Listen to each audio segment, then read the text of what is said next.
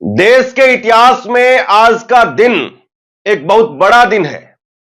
आज संविधान लागू हुए 75 साल पूरे हो रहे हैं और उसके उपलक्ष्य में आज देश की संसद में 2 दिनों की खास चर्चा का आयोजन किया गया है। लेकिन इस खबर से भी बड़ी खबर यह है कि आज के दिन ही 13 दिसंबर 2001 को जब भाजपा की अटल बिहारी वाजपेयी की सरकार थी, उस वक्त में उस दिन संसद पर हमला हुआ था और कई जानें गई थी। और आज जब संसद के अंदर संविधान पर एक विशेष चर्चा होने जा रही है, आज सुबह सुबह फिर से दिल्ली के अंदर बम की खबर निकल करके सामने आ गई। खबर निकल करके सामने आ गई कि दिल्ली के 4 बड़े स्कूलों को बमों से उड़ाया जाएगा, बम से उड़ाने की धमकी वो सामने आ गई। और ये एक हफ्ते के अंदर दूसरी बार है। इसी हफ्ते के सोमवार को, मतलब स्कूलों की शुरुआत हुई छुट्टी के बाद में सोमवार को, तब भी बमों से स्कूलों को उड़ाने की धमकी आई थी। 40 स्कूलों के नाम पर वो धमकी आई थी। और आज 4 बड़े स्कूल, जिसमें मॉडर्न स्कूल है, सलवान स्कूल है, कई और बड़े स्कूल हैं, उनको बम से उड़ाने की धमकी दी जा रही है। बताइए इसको आप क्या कहेंगे? मोदी जी कहते हैं दे वो सबसे मजबूत प्रधानमंत्री है, देश मजबूत हाथों में है, 56 इंच की छाती है, वो लाल आंख दिखाते हैं, तमाम तरह की बात कहते हैं वो। लेकिन आखिरकार देश की राजधानी में जब संसद का सत्र चल रहा है, जब पूरी राजधानी की एक एक्स्ट्रा सिक्योरिटी रखी जाती है, एक एक्स्ट्रा सिक्योरिटी की जाती है, और जब आज इतना खास मौका है, इतना खास दिन है, हमारे लिए एक दर्दनाक दिन है आज का दिन। लेकिन सोचिए कि आज भी ऐसी धमकी, इसके पीछे कौन लोग हैं? दूसरी एक और बड़ी खबर मैं आपको बताने वाला हूं राजनीतिक तौर पर। प्रियंका गांधी, आज कांग्रेस पार्टी की तरफ से प्रियंका गांधी वो चर्चा की शुरुआत करेंगी। लेकिन जैसे ये खबर सामने आई, बताया यह जा रहा है कि सत्ता पक्ष की तरफ से पहले इस चर्चा की शुरुआत अमित शाह जी को करनी थी, उनको जो है शुरुआत करनी थी। लेकिन जैसे पता चला कि उधर से प्रियंका गांधी आ रही हैं, तो फिर राजनाथ सिंह को आगे कर दिया गया। अब बताया यह जा रहा है कि राजनाथ सिंह लोकसभा के अंदर वो चर्चा की शुरुआत करेंगे और उधर से प्रियंका गांधी करेंगी। प्रियंका गांधी आज संभवतः पहला ऐसा मौका होगा जब वो सदन के अंदर अपनी बात रखती हुई नजर आएंगी और सदन में अपनी बात को कहेंगी। लेकिन बड़ी बात एक और भी निकल करके सामने आई है, और वो ये कि किसान नेता जगजीत सिंह डल्लेवाल, उन्होंने खून से हस्ताक्षर करके एक चिट्ठी भेजी है प्रधानमंत्री नरेंद्र मोदी को और कहा है कि मेरी मौत के जिम्मेदार मोदी होंगे। मतलब क्या कहूं, इससे ज्यादा कुछ और बात हो सकती है क्या? इन खबरों को अगर आप एक साथ एक जगह पर ला करके देखें, दिल्ली में स्कूलों को बार बार बमों से उड़ाने की धमकी मिल रही है, और केवल धमकी नहीं है, दिल्ली में अभी हाल के अंदर 2 बम वो फोड़े जा चुके हैं। और दिल्ली पुलिस के पास में, एनआईए के पास में या एंटी टेरर यूनिट के पास में कोई पुख्ता तौर पर इसको लेकर के अभी तक कार्रवाई दिखी नहीं है। तो दिल्ली के अंदर मासूमों की जान वो सुरक्षित नहीं है।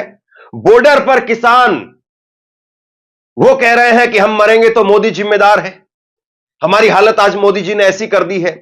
और दूसरा, उसके बाद में संसद पर ही हमले की आज बरसी, और हमले की बरसी पर ही एक इतनी बड़ी खबर, और संविधान पर चर्चा हो रही है। और उस संविधान पर चर्चा से क्या सरकार अब भी भाग रही है? ये सारी चीजें जब आप एक जगह पर ला करके देखेंगे तो आपको लगेगा कि पता नहीं कौन से अमृतकाल की, अमृत महोत्सव की बात की जाती है। हालांकि बीजेपी ने अब ये शब्द बोलने छोड़ दिए हैं। 2047 की बात, 2047 के सपने। लेकिन जो कुछ हो रहा है, और उसके साथ साथ देश में लोकतंत्र के अंदर जो सबसे अहम चीज है चुनाव, उस चुनाव में भी निष्पक्षता नहीं, उस चुनाव में भी ईवीएम को लेकर के बवाल मचा हुआ है। तो आखिरकार नरेंद्र मोदी के राज में देश मजबूत हो रहा है, लोकतंत्र मजबूत हो रहा है, या वाकई ये सिर्फ चीजें बातों बातों में है, लफाजियों में है, खबरों में है, मीडिया इसका ढोल बजा रही है और हकीकत इससे अलग है, यह आपको टटोलना चाहिए। खैर, सबसे पहले आप ये देखिए, अभी अभी कुछ देर पहले खबर निकल करके सामने आई, दिल्ली के अंदर स्कूलों को, 4 स्कूलों को बम से उड़ाने की धमकी दी गई है, जिसमें मॉडर्न स्कूल है, सलमान स्कूल है, कैम्ब्रिज स्कूल है और एक स्कूल इसमें और भी है। ये चारों वो बड़े स्कूल हैं जिसमें नामी गिरामी हस्ती अपने बच्चों को पढ़ाती है। अगर ये मॉडर्न स्कूल, अगर मैं सही से इसको देख पा रहा हूं, तो ये दिल्ली के अंदर, नई दिल्ली के अंदर है। सलमान स्कूल जो करोल बाग के पास में है। तो ये मॉडर्न स्कूल में तो राहुल गांधी, प्रियंका गांधी, राहुल और प्रियंका और बाकी कई भाजपा के नेताओं के बच्चे, बड़े बड़े नेताओं के बच्चे वो पढ़ते रहे हैं। बताइए, ऐसा स्कूल, उस स्कूल को भी बम से उड़ाने की धमकी दी जा रही है। और क्या राहुल गांधी अपने कम से कम उस स्कूल के लिए, या प्रियंका गांधी अपने उस स्कूल के लिए आज जिक्र करेंगे कि हमारे स्कूल को आज बम से उड़ाने की धमकी दी जा रही है? मुझे लगता है कि उन्हें संसद में इस बात को रखना चाहिए। ये देश की सुरक्षा के लिए, राजधानी की सुरक्षा के लिए बहुत खतरनाक संकेत है। इसी तरह से पिछले हफ्ते हुआ, सोमवार को हुआ। ये कोई मजाक नहीं है। बच्चों के साथ में आप क्या कर रहे हैं? बच्चों के दिलो दिमाग में आप दहशत भर रहे हैं। और दहशत भी कोई ऐसी नहीं है कि आपकी मैडम आपकी पिटाई कर देगी, आपके सर आपको डांट लगा देंगे। बम से उड़ाने की धमकी। सोचिए, हम अपने बच्चों को क्या परिवेश दे रहे हैं, क्या बच्चों को दे रहे हैं? इतना पैसा लगा करके मां बाप एक इतने नामी ग्रामी स्कूल में, जिसमें एडमिशन करवाने के भी पता नहीं कितने लाखों रुपए खर्च हो जाते हैं डोनेशन के नाम पर, उन स्कूलों में भेज करके अगर हमारे बच्चे सुरक्षित नहीं है, तो बताइए फिर कहां का ढोल पीटना कि देश मजबूत हाथों में है, या ये है वो है? क्या ये सारी बातें फिर आपको सही लगती है? मैं आप लोगों पर छोड़ता हूं। दूसरी एक और बड़ी खबर जो निकल करके सामने आ रही है, और वह किसान नेता, किसान मजदूर नेता जगजीत सिंह डल्लेवाल, उन्होंने लेटर लिखा है। और यह लेटर कल 12 तारीख को उन्होंने लिखा, प्रधानमंत्री के नाम पर यह लेटर लिखा। और इसमें लिखा है कि 17 दिनों से आमरण अनशन पर बैठे किसान नेता जगजीत सिंह डल्लेवाल का प्रधानमंत्री जी के नाम पर खुला खत है। और इस खुले खत में 3 पन्नों का ये लेटर, 3 पन्नों की चिट्ठी प्रधानमंत्री के नाम पर भेजी गई है। और इस 3 पन्नों की चिट्ठी में वो कह रहे हैं कि एमएसपी क्यों नहीं आप किसानों को दे रहे हैं। फिर उसके साथ साथ वो बातें भी सुझा रहे हैं। और बड़ी बात यह भी है, इसको आप संयोग की बात कहिए या प्रयोग की बात कहिए, नरेंद्र मोदी जो है उस कमेटी का हिस्सा थे, जो कमेटी रिकमेंड कर रही थी कि एमएसपी होना चाहिए। लेकिन आज ये खून से किया हुआ सिग्नेचर, ये खून से किया हुआ हस्ताक्षर आप देखिए। जगजीत सिंह डल्लेवाल वो अपना खून से चिट्ठी लिख रहे हैं सरकार को, और वो कह रहे हैं कि आप ये करिए, वरना जो कुछ होगा उसका जिम्मेदार सरकार होगी। जगजीत सिंह डल्लेवाल ये कह रहे हैं। आगे मैं आपको सुनाऊंगा उन्होंने क्या कहा है। लेकिन इसके साथ में ये तस्वीरें देखिए, आज ये तस्वीरें निकल करके सामने आई हैं, और ये तस्वीरें बताती हैं कि देश की संसद आज भी इस बात से डरी और सहमी रहती है कि कहीं पर कुछ ऐसी घटना दोबारा से ना हो जाए। और आज विपक्ष के तमाम नेताओं ने, सत्ता पक्ष के तमाम नेताओं ने, जिसमें प्रधानमंत्री से लेकर के और नेता विपक्ष राहुल गांधी तक, तमाम नेताओं ने आज श्रद्धांजलि देने का काम किया संसद पर जो हमला हुआ था। कांग्रेस ने इसको लेकर के ट्वीट किया है, और कांग्रेस ने ट्वीट करके लिखा है कि संसद 13 दिसंबर 2001 को हुए संसद पे हमले में शहीद हुए वीर जवानों को सत सत नमन। तो ये अपने आप में जो है एक बड़ी अजीब सी बात है। और आज जब संविधान पर जब चर्चा होगी, तो क्या इस बात पर भी चर्चा होगी कि संविधान बना वो सेकंड लाइन थी? हालांकि संविधान जो है वो अपने आप में इस देश को यहां तक लेकर के आने में, और इस देश को आगे वर्षों वर्ष तक लेकर के जाने के लिए सबसे पवित्र ग्रंथ है एक तरह से। लेकिन संविधान जो मिला हमें, वो दूसरी कड़ी थी। उससे पहले यह थी कि हमें आजादी मिली, पहले आजादी मिली, उसके बाद में हम अपने संविधान की तरफ गए। लेकिन देखिए कि आज कौन सी चीज खतरे में है और कौन सी चीज खतरे में नहीं है, और कौन सी चीज को खतरे में आपको बताया जा रहा है। किसान नेता जगजीत सिंह डल्लेवाल क्या कह रहे हैं? क्या प्रधानमंत्री उनकी मन की बात को सुनेंगे? जो कपूर फैमिली से मिलने का टाइम दे देते हैं, मणिपुर को नहीं मिलते हैं, क्या वो किसानों से मिलेंगे? अगर एक हफ्ता तुसी तकड़े होके इस मोर्चे की पहरेदारी करके, तो मेरा ख्याल है ਮੋਰਚਾ ਜਿੱਤ ਲਾਂਗੇ। ਹੁਣ ਉਹ ਗੱਲਾਂ ਛੱਡ ਦਿਓ ਕਿ ਅਸੀਂ ਵਾਰੀ ਬੰਨ ਕੇ ਸਾਡੇ ਪਿੰਡੋਂ 5 ਬੰਦੇ ਜਾਂਦੇ ਨੇ, ਸਾਡੇ ਪਿੰਡੋਂ 7 ਜਾਂਦੇ ਨੇ, ਬੈਠੇ ਨੇ, ਬਹੁਤ ਧੰਨਵਾਦ ਤੁਹਾਡਾ। ਪਰ ਹੁਣ ਇੱਕ ਵਾਰੀ 5 ਤੇ 7 ਵਾਲੀ ਗੱਲ ਨੂੰ ਛੱਡ ਦਿਓ।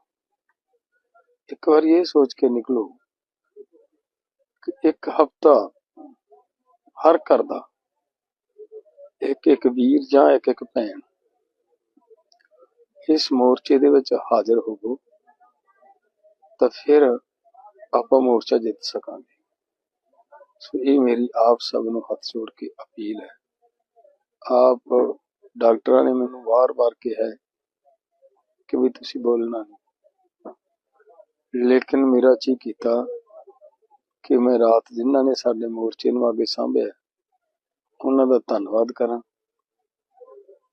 ਤੇ ਬਾਕੀ ਸੰਗਤ ਨੂੰ ਹੱਥ ਜੋੜ ਕੇ ਅਪੀਲ ਕਰਾਂ ਕਿ ਮੋਰਚਾ ਜਿਸ ਤਰੀਕੇ ਨਾਲ ਰਾਤ ਨੌਜਵਾਨਾਂ ਨੇ ਆ ਕੇ ਸਾਂਭਿਆ ਉਸੇ ਤਰੀਕੇ ਦੇ ਨਾਲ ਇਹਨੂੰ ਮੋਰਚੇ ਨੂੰ ਸਾਂਭੋ।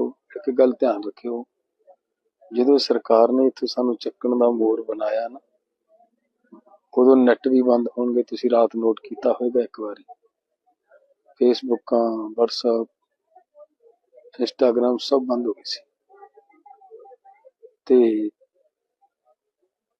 ਤੁਹਾਨੂੰ ਹੋ ਸਕਦਾ ਹੈ ਥਾਂ ਥਾਂ ਤੇ ਰੋਕ ਕੇ ਸਾਡੇ ਤੱਕ ਨਾ ਪਹੁੰਚੇ। ਇਸ ਕਰਕੇ ਉਹ ਸਮਾਂ ਨਾਲ ਹੀ ਕਿਉਂ ਕਿ ਜਦੋਂ ਉੱਥੇ ਕੁਝ ਹੋਏਗਾ ਉਦੋਂ ਜਾ ਵੜਾਂਗੇ। 2 ਘੰਟਿਆਂ ਦਾ ਸਫ਼ਰ ਹੈ।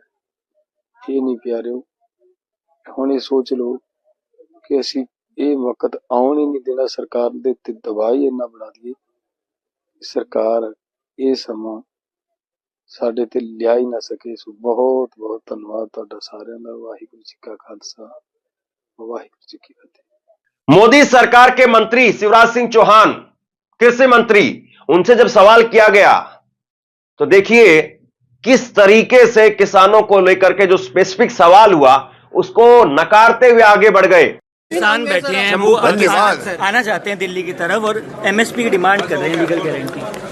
देख ये गिर गया। बता मेरा ये सर मैं उठा लेता हूँ। बता दीजिए सर, शंभू वाले किसान आना चाहते हैं, कुछ कहना चाहेंगे आप उन्हें सर? कुछ कहना चाहेंगे? मैं तो हर मंगलवार को भैया किसानों से बात करता हूँ। वो मिलने के लिए आ सकते हैं आपसे। धन्यवाद। कुल मिलाकर के देश के अंदर आज जो कुछ हो रहा है उस सब को हमको गहराई से देखने की, समझने की जरूरत है। कौन कहां पर क्या कह रहा है? क्या वो बातें सिर्फ और सिर्फ दिखाने, बताने और डराने के लिए है, या वाकई उन बातों की कोई एक ऐसी सेंस निकल करके आ रही है जिस पर हमें वाकई गंभीरता से चर्चा करनी चाहिए, चिंतन करना चाहिए कि आखिरकार ये चीज क्यों हो रही है। बहुत सारी बातें मैं सीधे तौर पर नहीं कह रहा हूं, लेकिन देश की राजधानी में जो कुछ हो रहा है इसको आप अपनी आंखों से जरूर देखिए और उसको ठंडे दिमाग से जरूर सोचिए कि आखिरकार हमारे देश में इसी तरह से ये होना चाहिए।